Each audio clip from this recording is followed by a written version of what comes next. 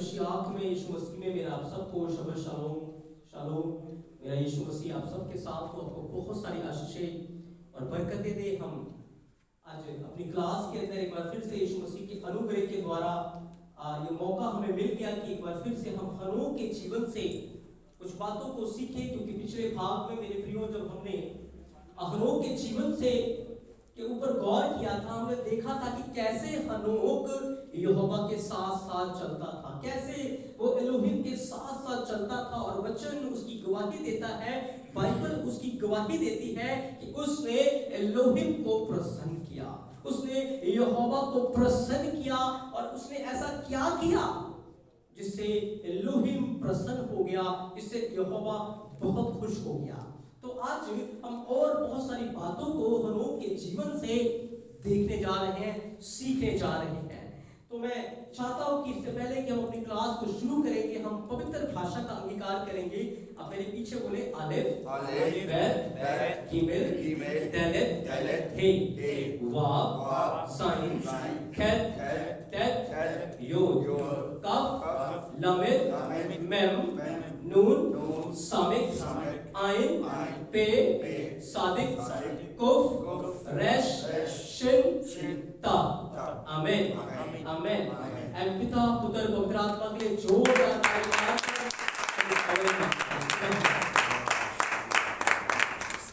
तो प्रियो, आज हम विश्वास के नायकों में से हनोक के जीवन के बारे में देखेंगे। और हनोक के जीवन का वो इतिहास जो हमारी बाइबल में नहीं मिलता, लेकिन बाइबल के अंदर उसका रहस्य, उसका वर्णन किया गया है। मैं चाहता हूं मैं वचन को पढ़ेंगे, इब्रानियों 11 अध्याय 5 वचन से। विश्वास ही से हनोक उठा लिया गया। हाँ, हनोक उठा लिया गया, मृत्यु को ना देखे, कि मृत्यु को ना देखे, और उसका पता नहीं मिला, उसका पता ही नहीं मिला।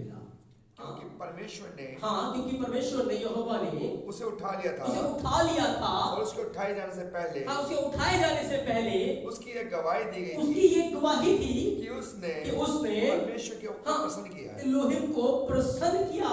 ऐसा क्या हनोक ने किया जिससे एलोहिम प्रसन्न हो गया, जिससे वो खुश हो गया।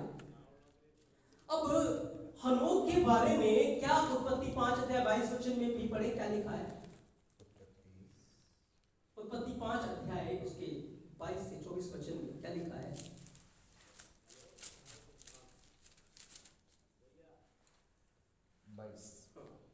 जब हनोक 65 वर्ष का हुआ, हाँ, जब हनोक 65 वर्ष का हो गया, तब उससे मतुशेलह का जन्म हुआ। मतुशेलह के जन्म का मतलब होता है कि इसकी मौत एक बड़े जलजले को लेकर आएगी, एक बड़ी तबाही को लेकर आएगी। सोचे, जब हमारा बच्चा पैदा हो, हम उसका नाम ऐसा रखें जैसे उसके मरने की बात कर रहे हैं। बच्चा भी पैदा हुआ है, लेकिन हनोक क्या बात कर रहा है? उसके मरने की बात कर रहा है। बच्चा आज पैदा हुआ है, एक दिन का है, लेकिन जैसे वो पैदा हुआ, हनोक क्या बात कर रहा है? उसके मरने की। उसका नाम ही ये रखा कि इसकी मौत से जब ये मरेगा, तब क्या आएगा? एक जलजला आएगा, एक तबाही आएगी, एक प्रलोभ आ जाएगा। क्योंकि जब उसने मतुशेलह को जन्म दिया, मतुशेलह को देखा, तो मतुशेलह में उसने आने वाली तस्वीर को देख लिया था, उसने भविष्य को देख लिया था कि भविष्य में क्या होने वाला है, कैसे मतुशेलह के जन्म के पश्चात एक बहुत बड़ी तबाही इस दुनिया के अंदर आएगी। उसने उन बातों को देख लिया और विश्वास किया, और उसके बाद उसने एक डिसीजन लिया, क्योंकि ये दुनिया तबाह हो जाएगी, ये दुनिया नाश हो जाएगी, ये दुनिया खत्म हो जाएगी, इसलिए अब मैं यहोवा के साथ साथ चलूंगा, मैं एलोहिम के साथ साथ चलूंगा। वो सीरियस हो गया। क्या हो गया? वो सीरियस हो गया कि मैं किसके साथ चलूंगा? हाँ, मैं एलोहिम के साथ साथ चलूंगा। अब सोचिए, हमें पता है कि यीशु मसीह आने वाले हैं, दुनिया नाश होने वाली है। क्या हम सीरियस हैं? क्या हम सीरियस हैं? क्या हम तैयारी कर रहे हैं? क्या हमने एलोहिम के साथ साथ चलना शुरू किया?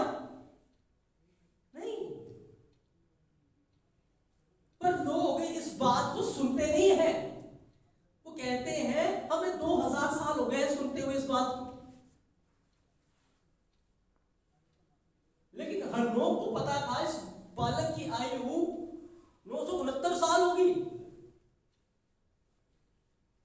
तकरीबन 1000 साल के पास, लेकिन फिर भी वो सीरियस हो गया। सीरियस होकर वो यहोवा के साथ साथ चलने लगा। अब वो कैसे साथ साथ चलता था, आज हम उस बात को देखेंगे, और कैसे हम भी एलोहिम के साथ साथ चल सकते हैं, हम उस बात को भी देखेंगे। क्योंकि बाइबल में ऐसा कुछ भी नहीं है जो हम ना कर सके। क्योंकि पौलुस क्या कहता है, जो मुझे सामर्थ देता है मैं उसमें सब कुछ कर सकता हूं। जो मुझे सामर्थ देता है मैं उसमें सब कुछ कर सकता हूं। ऐसा कुछ असंभव नहीं है जो हनोक ने किया और हम ना कर पाए, जो मूसा ने किया वो हम ना कर पाए। बस हमारी सोच में फर्क हो सकता है, हमारे विचारों में फर्क हो सकता है, लेकिन यदि हम विश्वास करते हैं तो यीशु मसीह ने कहा जो काम मैंने किए वो तो करोगे ही, पर मुझसे भी बड़े बड़े काम। यीशु मसीह ने हनोक से बड़े काम किए थे। मूसा से बड़े काम किसने किए? यीशु मसीह ने किए। एलिया से बड़े काम किसने किए? यीशु मसीह ने किए। एलीशा से बड़े काम किसने किए? यीशु मसीह ने किए। और यीशु मसीह ने कहा जो मुझ पर विश्वास करते हैं, जो मेरे साथ साथ चलते हैं, वो मुझसे भी बड़े बड़े काम मुझसे भी बड़े काम करेंगे। तो हनोक के जीवन की गवाही को बताने से पहले मैं चाहता हूं एक वचन को पढ़ेंगे, यहूदा 1 अध्याय 14-15 वचन। हनोक ने भी जो आदम से 7वीं पीढ़ी में कौन सी पीढ़ी था हनोक? 7वीं पीढ़ी। 7 जो बाइबल का शब्द है वो कंप्लीटनेस को, परफेक्टनेस को, सिद्धताई को दिखाता है। एक सिद्ध पीढ़ी, एक कंप्लीट पीढ़ी।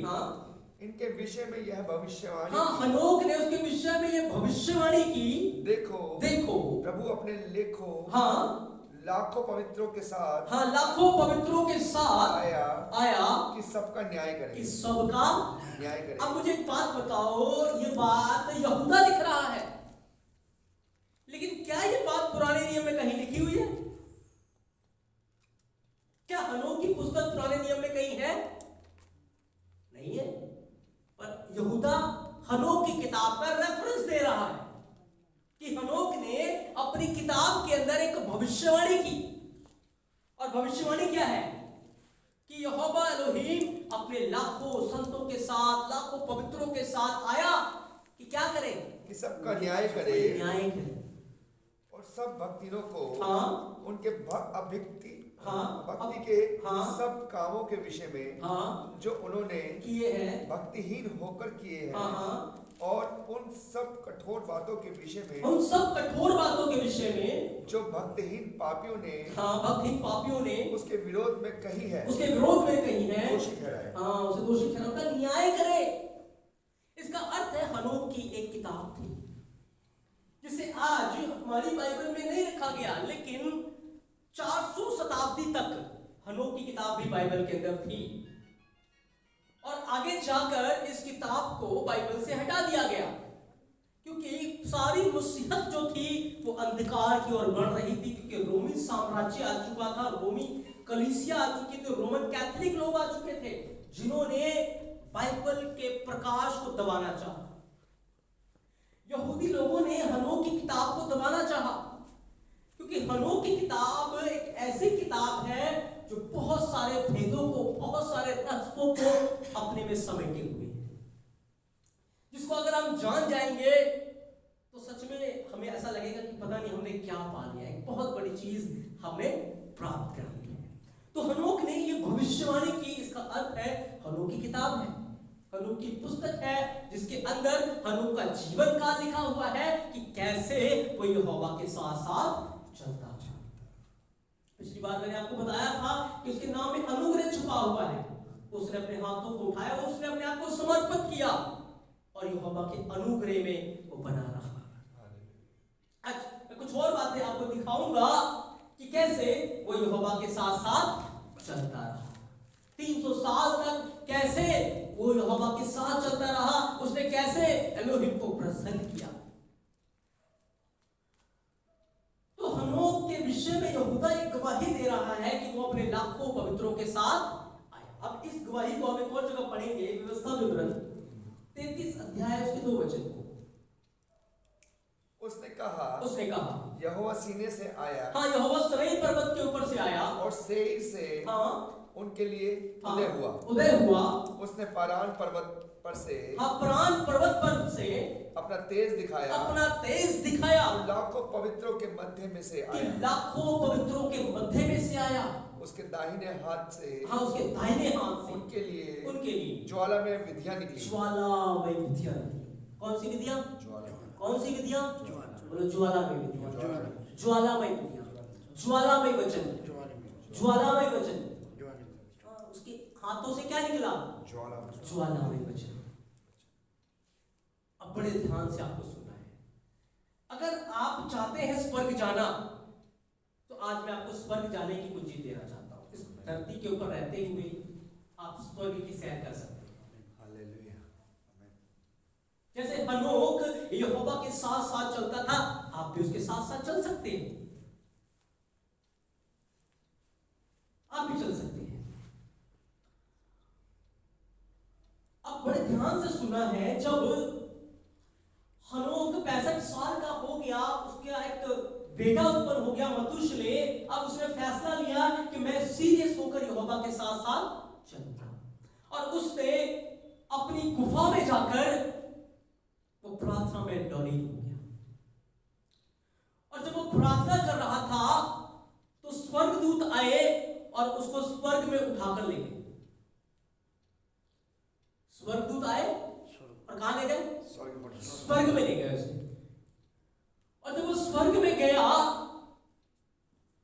तो ऐसी जगह गया जहां पर कोहरा भरा हुआ था, बादल ही बादल थे, कोहरा ही कोहरा था। स्वर्गदूत उसके इर्द गिर्द थे। और जब वो वहां गया तो वो मुंह के बल गिर गया। और स्वर्ग में जाकर वो जब मुंह के बल गिर गया, एक दर्शन उसके ऊपर प्रकट हुआ। उसने एक दर्शन देखा, और उस दर्शन में उसने क्या देखा कि एक बहुत विशाल रूम है। एक बहुत विशाल रूम है, और उस रूम के अंदर एक दरवाजा है जो आग का है, अग्नि में दरवाजा। और उसके चारों ओर आग ही आग जल रही थी, आग ही आग जल रही थी। और उस आग के बीच में एक सिंहासन लगा हुआ था, उसके ऊपर कोई अति प्राचीन विराजमान था, और उसका चेहरा ऐसे ज्योति से चमक रहा था, ऐसे किरणें निकल रही थी कि कोई स्वर्गदूत भी उसके तेज को देख नहीं सकता था। कोई स्वर्गदूत भी उसके पास नहीं जा सकता था। हनोक ने उसका चेहरा नहीं देखा, पर हनोक अपना मुंह पृथ्वी की ओर किए हुए था, अपना सिर झुकाए हुए था। और तब उसके अंदर से एक आवाज आई, हे धर्मी हनोक, पास में आ जा। उस आवाज ने हनोक को भुलाया और हनोक को कहा, हे धर्मी हनोक, मेरे पास आ जा। हे न्याय के मुंशी, मेरे पास। और हनोक ने जैसे उस आवाज को सुना, वो उसी अवस्था में पास आना शुरू हुआ। और जब वो उसमें से गया तो यहोवा ने उस जलाल में से, उस तेज में से उसे बात की, लेकिन अपना सिर उठाने की हिम्मत उसके अंदर नहीं थी। उसने उसके शब्द को सुना, उसके तेज को उसने देखा, और उस तेज में से यहोवा ने उसे उन स्वर्गदूतों के लिए न्याय करने के लिए भेजा, उन स्वर्गदूतों के ऊपर दंड की आज्ञा देने के लिए भेजा, जिनके विषय में मैंने आपको पिछली बार बताया था कि 200 स्वर्गदूतों ने कैसे इस पृथ्वी को बुराई से भर दिया था। उन्होंने इस पृथ्वी के लोगों को वो ज्ञान सिखा दिया था, लड़ाई का, युद्ध विद्या का, खगोल इतिहास, जो आज नासा के पास भी नहीं है। वो ज्ञान जो आज किसी भी इंसान के पास नहीं है, वो ज्ञान उस समय उन स्वर्गदूतों ने लोगों को सिखा दिया था। वो बुराई सिखा दी थी, वो दुष्टता सिखा दी थी, जिसके कारण पूरी पृथ्वी खून ही खून से भर चुकी थी। और तब हनोक को न्याय करने के लिए भेजा गया, और हनोक ने उस समय उन 200 स्वर्गदूतों का न्याय किया। हनोक ने उनके ऊपर दंड की आज्ञा सुनाई, और उन 200 स्वर्गदूतों को आज भी बांध के अंधकार में डाला हुआ है। और उसी के विषय में यहूदा गवाही दे रहा है कि एक दिन हम उसके साथ आएंगे, यीशु मसीह के साथ आएंगे न्याय करने के लिए। क्या करने के लिए? न्याय करने के लिए। क्योंकि हमें स्वर्गदूतों का न्याय करना है, हमें स्वर्गदूतों का न्याय करना है। उन स्वर्गदूतों का जो अपने पद को कायम नहीं रख सके, वो उसी बात को हनोक ने अपनी भविष्यवाणी में लिख दिया। अब बड़े ध्यान से सुनिए। जब हनोक प्रार्थना में बैठा होता था, स्वर्ग से एक आवाज आती थी कि हनोक यहां ऊपर आ जा, और हनोक कहां चला जाता था? ऊपर चला जाता। जब यूहन्ना पतमुस टापू में बैठा हुआ था, एक आवाज आई, यहां ऊपर आ जा। क्या आई? क्या आई? एक आवाज आई थी। क्या आई थी? क्या आई थी? एक आवाज आई थी। वो किसकी आवाज थी? यहोवा की आवाज थी। जब उस आवाज को उन्होंने सुना, उनकी हिम्मत नहीं थी क्योंकि वो देखे। अब देखो, यीशु मसीह आगे थे यूहन्ना के, थे नहीं थे? थे ना भाई। जब यूहन्ना पतमुस टापू पे था, आवाज सुन रहा है, और जैसे ही उसने अपना मुंह फेरा उसे देखने के लिए, क्या हुआ? खड़ा रह पाया नहीं, मुर्दा सा गिर पाया। उस जलाल में वो खड़ा नहीं रह पाया, उस महिमा में वो खड़ा नहीं रह पाया, पर क्या हुआ? गिर गया। वो गिर गया, मुंह के बल गिर गया, और वो शब्द सुन रहा है। क्या सुन रहा है? क्या सुन रहा है? शब्द सुन रहा है, वचन सुन रहा है जो यीशु मसीह के मुंह से निकल रहे हैं। जब वो बोलता है ऊपर आ जा, ऊपर आ जाता है।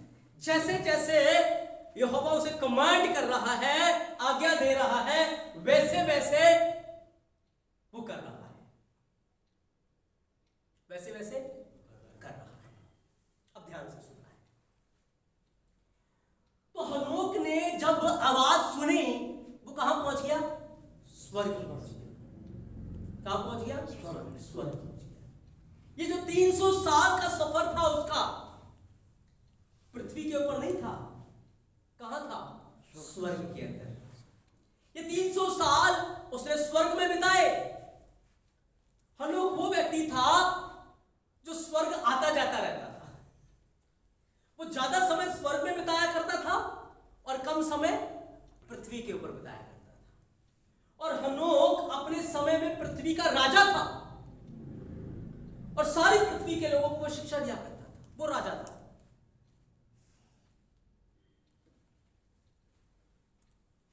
तो वो राजा था, और यहोवा उसको उठा लिया करता था। इसीलिए बाइबल में लिखा, हनोक यहोवा के साथ साथ चलता था, क्योंकि कहां चला जाता था? वो स्वर्ग में चला जाता था। जब वो आवाज सुनता था, स्वर्गदूत आते थे, उसे स्वर्ग में ले जाते थे। स्वर्गदूत आते थे, उसे स्वर्ग में ले जाते थे, और स्वर्गदूत ले जाकर उसे पूरा स्वर्ग दिखाते थे। उसे बहुत सारी चीजें दिखाई स्वर्ग के अंदर। उसे तारों का भेद बताया, उसे हवा की गति बताई, उसे चंद्रमा के बारे में, सूरज के बारे में, हवाओं के बारे में, पहाड़ों के बारे में, सब कुछ जो स्वर्ग के अंदर था हनोक को बताया। हनोक तभी तो सीरियस था, क्योंकि जब वो धरती पे आता था, वो प्रार्थना में बैठा रहता था, वो वचनों में ही लौलीन रहता था। उन बातों, उस समय बाइबल तो थी नहीं, बाइबल नहीं, पर जो वचन सुन के आया है उसे ही सोचता रहता था, उसके ऊपर ही क्या करता रहता था? वो ध्यान करता रहता था, ध्यान करता रहता था। ठीक है।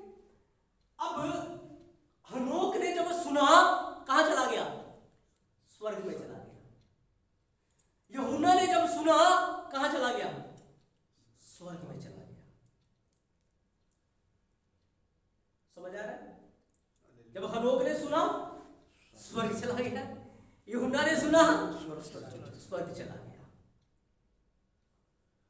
तो जब वो स्वर्ग गए और स्वर्ग जाकर उस आवाज को वो रिकॉर्ड करके ले आए, आवाज को रिकॉर्ड करके ले आए। हाँ, जो उन्होंने देखा उसको उन्होंने क्या किया, लिख दिया। क्या किया, उन्हें लिख दिया। अब जब मैं बाइबल को पढ़ता हूं ना, जब मैं वचनों को पढ़ता हूं, या जब मैं हनोक के जीवन के ऊपर स्टडी कर रहा था, मैं उन दर्शनों को देख रहा था जो हनोक ने देखे या दानियल ने देखे या यूहन्ना ने देखे, तो जब मैं उन वचनों को पढ़ता हूं, मैं कहां पहुंच जाता हूं, मैं स्वर्ग चला जाता हूं। कहां चला जाता हूं, स्वर्ग। मैं स्वर्ग चला जाता हूं, क्योंकि अगर उस आवाज को सुनकर यूहन्ना स्वर्ग जा सकता है, यदि उस आवाज को सुनकर हनोक स्वर्ग जा सकता है, तो क्या आप और मैं नहीं जा सकते? जब आप इन वचनों को सुनेंगे, अपनी आंखें बंद करेंगे, आप अपने आप को स्वर्ग में पाएंगे, उस जलाल में, उस महिमा में अपने आप को पाएंगे। लोग देखना चाहते हैं यीशु मसीह को, पर कैसे देखोगे? शाऊल ने देखने की कोशिश की, आंखें चली गई। स्तिफनुस ने देखा, क्या हुआ, ऊपर ही चला गया। हनोक देखना चाहता था, पता ही नहीं चला उसका। लिखा है ना बाइबल में, पता चला नहीं, पता ही नहीं चला उसका। यूहन्ना ने इसको देखना चाहा, यूहन्ना को पता चला। आज तक किसी इतिहास की पुस्तक में कहीं भी दर्ज नहीं है कि यूहन्ना के साथ क्या हुआ, नहीं पता। यूहन्ना भी चला गया। अगर हम उसकी आवाज को सुनेंगे ऐसे जैसे ये यहोवा की आवाज है, किसी इंसान की नहीं, किसी लेखक के लिखे हुए लेख नहीं है, ये किसकी आवाज है, यहोवा की आवाज। अगर हम वैसे सुनेंगे इन्हें, वैसे पढ़ेंगे हमने, हम स्वर्ग चले जाएंगे। और जब हम स्वर्ग पहुंच जाएंगे, हम यहोवा के साथ चलेंगे। हमारी भी गति उसकी गति के जैसे, हमारी भी चाल उसके चाल के जैसे। कैसे? जब हम उसके वचन को सुनेंगे तो फिर वैसे चलेंगे भी। तो हनोक जब सुनता था कहां पहुंच जाता था, स्वर्ग। लेकिन क्या आज हम सुनकर स्वर्ग जाते हैं? क्यों? क्योंकि हम वचनों को उस तरीके से पढ़ते ही नहीं है, वचनों को उस तरीके से हम सुनते ही नहीं है। जब मैं आपको स्वर्ग के बारे में बता रहा हूं, क्या आपका ध्यान गया स्वर्ग की ओर? क्या आपने उन बातों को सोचना शुरू किया? विश्वास की आत्मा ने आपको वो दृश्य दिखाना शुरू किया? क्या वो झलक, क्या वो दृश्य आपकी आंखों के सामने आई? जब मैं स्वर्ग की बातें आपसे कर रहा हूं, क्या वो शांति, क्या वो तेज, जब मैं यहोवा के जलाल की बात कर रहा हूं, क्या वो तेज आपके सामने आया? अगर आपका ध्यान है तो जरूर आया होगा। अगर ध्यान इधर उधर है तो फिर कुछ भी नहीं। हाँ, हनोक ने अपना ध्यान लगा लिया और वो स्वर्ग चला जाता था। तभी बाइबल उसकी गवाही देती है कि उसने एलोहिम को प्रसन्न किया, वो यहोवा के साथ साथ चलता था और उसने उस महिमा का वर्णन किया जो उसने स्वर्ग में देखा था। मेरे जीवन, आपको पता है मूसा ने इसी बात को क्या लिखा कि वो प्राण के पर्वत के ऊपर आया और उसके हाथ से क्या निकली, ज्वालामय विधियां। क्या निकली? क्या निकली? ज्वालामय विधियां। लेकिन आज जो बाइबल मेरे और आपके हाथों में है, क्या हम उसे ज्वालामय विधियां होकर देखते हैं? क्या उस वचन को हम ऐसे पढ़ते हैं कि ये भी यहोवा है? क्या उस आज्ञाओं को हम ऐसे देखते हैं कि ये भस्म करने वाली आग है? देखते हैं? पर बाइबल क्या कहती है? कौन सी विधियां हैं ये? ज्वालामय। कौन सी विधियां हैं ये? हाँ, अग्नि, ज्वालामय विधियां। क्योंकि बाइबल क्या बताती है? हमारा एलोहिम भस्म करने वाली आग है। ऐसी आग है? हाँ, वो आग है। तो जो बाइबल, जो वचन हमारे पास है, वो भी तो वही यहोवा है, उसी के शब्द है। तो आज हम इसे सुनकर, हम इसे पढ़कर क्यों नहीं स्वर्ग जाते? क्यों हम पृथ्वी पर ही घूमते रहते हैं? पढ़ते हैं, वचन है, बातें इधर उधर की घूम रही होती है, फिर हमें वचन समझ में नहीं आता। समझ रहे बात को?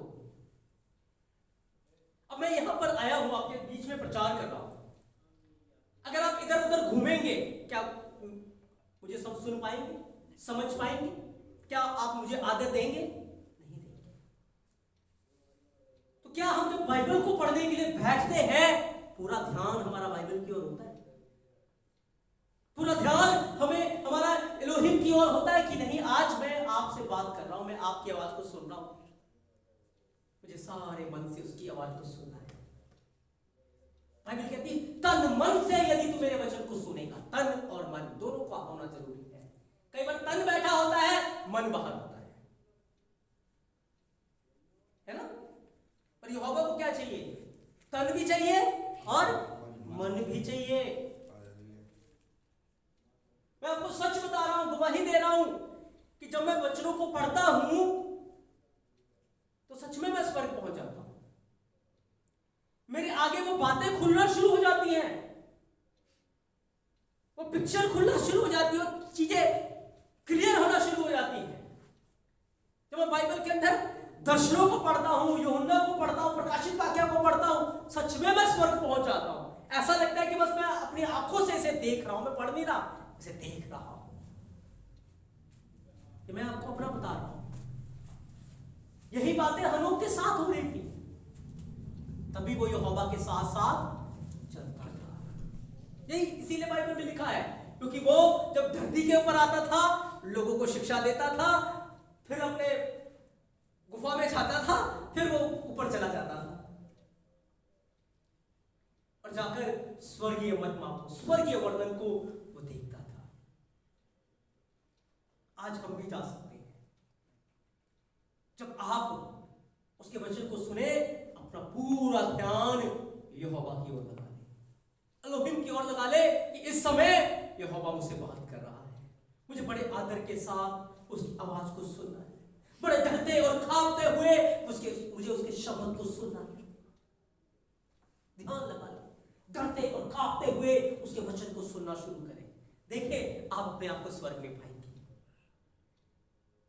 बड़े डरते और कांपते हुए जब आप उसके वचन को बड़े पूरा ध्यान लगाकर, बड़े सीरियस होकर आप अपने आप को स्वर्ग में पाएंगे। वचन आपके आगे खुलना शुरू होगा, वचन का प्रकाश आपके ऊपर चमकेगा।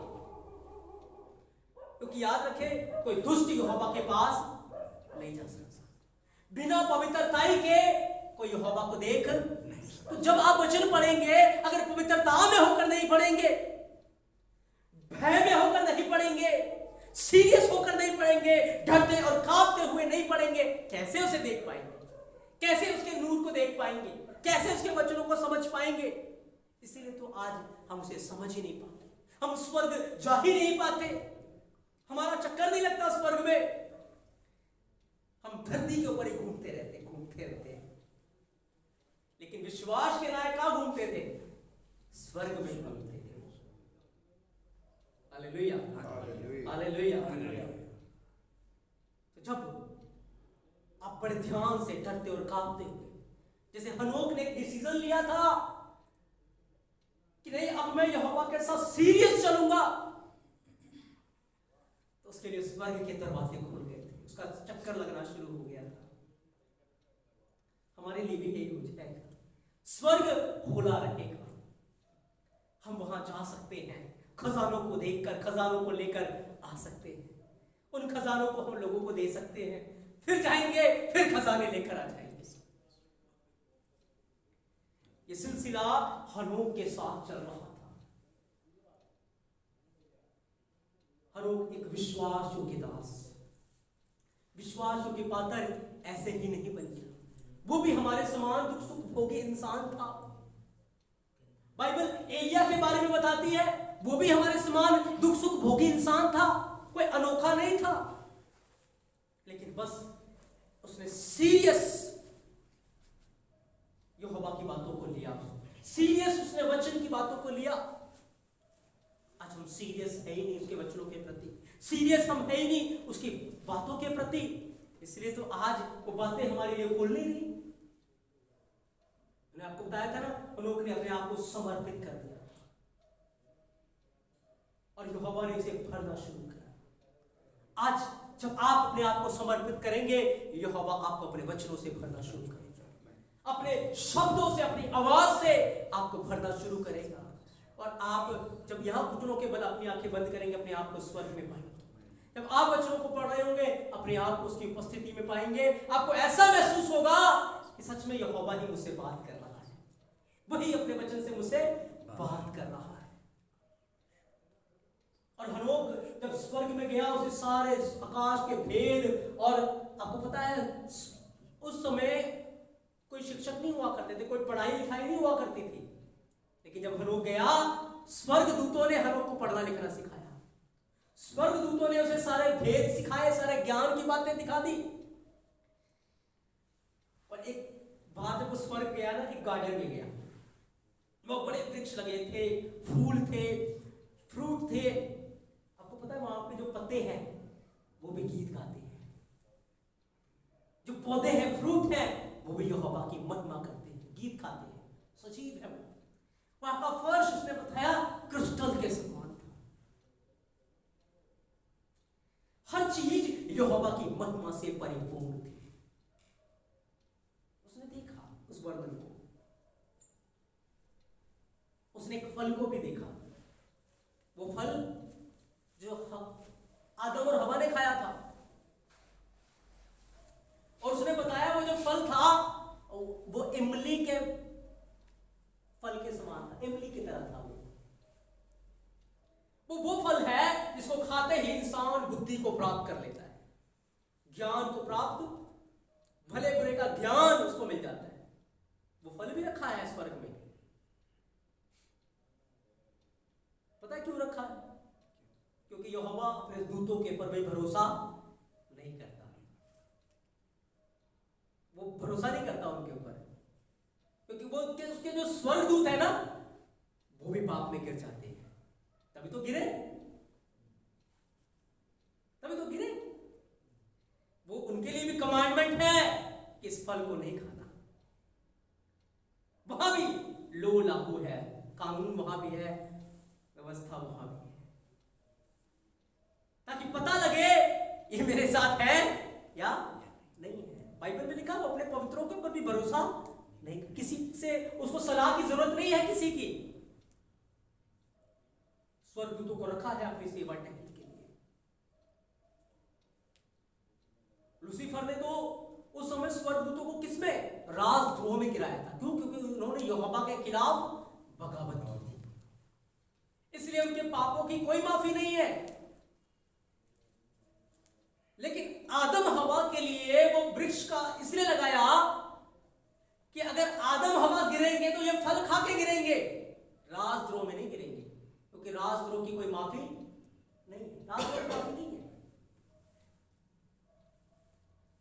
तो शैतान ने सोचा कि मैंने फल खिलाकर आदम हवा को ना भरमा दिया, मैंने जीत पा ली है, लेकिन उसको पता नहीं था वो एक ऐसे जाल में फंस गया है जिसके द्वारा वो आदम हवा के द्वारा ही उसके सिर को कुचल डालेगा।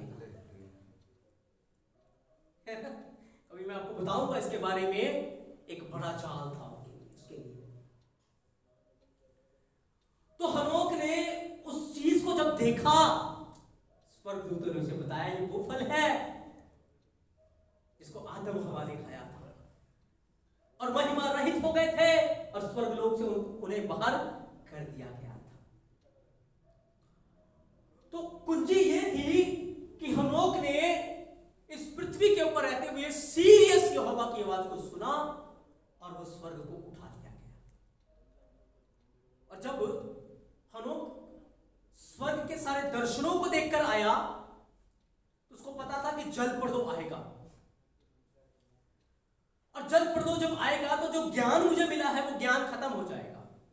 तो उस समय हनोक ने क्या किया?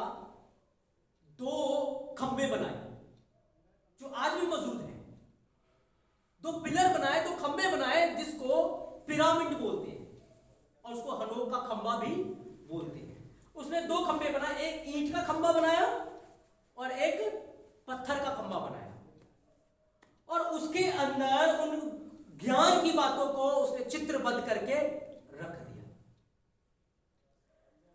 और जब जल प्रदो आया था तो जो ईंट का खंबा था वो खत्म हो गया, लेकिन जो पत्थर का खंबा था वो आज भी मौजूद है।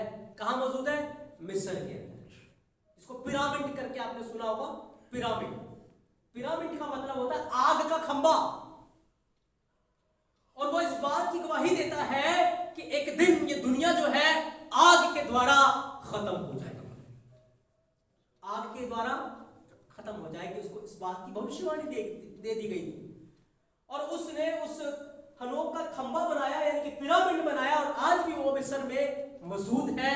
और वो पिरामिड था जिसको आज का कोई भी कंस्ट्रक्शन करने वाला या आर्किटेक्ट नहीं बना सकता, कोई भी उसको बना, वो ऐसा ज्ञान और ऐसी बुद्धि उसको यहोवा ने दी थी, जो आज के साइंटिस्ट के पास और किसी के पास भी नहीं है। तो आज के भाग में हम ये देख रहे हैं कि कैसे हनोक स्वर्ग को चला जाता था, कैसे यूहन्ना स्वर्ग को चला गया, दानियल चला गया, एलिया चला गया, और हम भी जा सकते हैं यदि हम सीरियस उसकी आवाज को सुने, डरते और कांपते हुए उसकी आवाज को सुने। फिर हमारे अंदर वचन के द्वारा वो नूर पैदा होगा जो हनोक के अंदर से चमकता था। आपको पता है यहोवा ने हनोक को बता दिया था कि तुझे जीवत ही उठा लिया जाएगा। हनोक जब नीचे आया उसने कहा मुझे तो अब स्वर्ग को जाना है। उसने और ज्यादा प्रार्थना स्टार्ट कर दी, और उसके चेहरे से किरणें बाहर आती थी, जैसे मूसा के चेहरे से किरणें आती थी ना बाहर, हनोक के चेहरे से किरणें आती थी। और ऐसे ही हनोक एक दिन टीचिंग दे रहा था, सिखा रहा था। अग्नि में घोड़े और रथ आए, हनोक उसमें बैठा और स्वर्ग को उठा लिया गया। तभी बाइबल कहती है हनोक यहोवा के साथ साथ चलता था, वो लोप हो गया, उसका पता नहीं चला, क्योंकि यहोवा ने उसे उठा लिया, क्योंकि उसने यहोवा को प्रसन्न किया। आपको पता है जो कलीसिया सीरियस वचन को सुनती है, सीरियस वचन को पढ़ती है, सीरियस यहोवा के साथ चलती है, एक दिन वो लोप हो जाएगी, उसका अता पता नहीं चलेगा। साइंटिस्ट जाएंगे ढूंढने के लिए पर मिलेंगे नहीं। हाँ, एक दिन रैप्चर होगा, एक आवाज आएगी, जैसे हनोक के लिए आवाज आई थी। हनोक चला गया था, ऐसे ही कलीसिया उठा ली जाएगी, चली जाएगी और लोप हो जाएगी, और वो यहोवा के साथ रहेगी। वो कलीसिया जो यीशु के साथ साथ चलती है, वो कलीसिया जो वचनों में बनी रहती है, वो कलीसिया जो सीरियस वचन को सुनती है और मानती है। आमीन, आमीन। तो हनोक ने अंतिम दिनों की भविष्यवाणी दे दी गई थी। हनोक के जीवन के अंदर हम कलीसिया के रैप्चर को देख सकते हैं। हनोक के जीवन के द्वारा हम देख सकते हैं हम कैसे यहोवा के साथ चले। हनोक के जीवन के द्वारा हम बहुत सारी बातों को देख सकते हैं और उसे अपने जीवन में लागू कर सकते हैं। यहोवा बदला नहीं है, वो अनुग्रह कर रही है, विलंब से कोप करने वाला, अति करुणामयी। यदि आप उसके आगे अपने आप को समर्पण करेंगे, यदि आप उसके डर में भय में उसकी बातों को पढ़ेंगे और सुनेंगे, आप भी अपने आंखें स्वर्ग में खोलेंगे, आप भी उन दर्शनों को देखिए, आप भी उसकी महिमा करेंगे। तो यहोवा अपने इस पवित्र वचन के द्वारा आपको बहुत सारी आशीषें और बरकतें दें।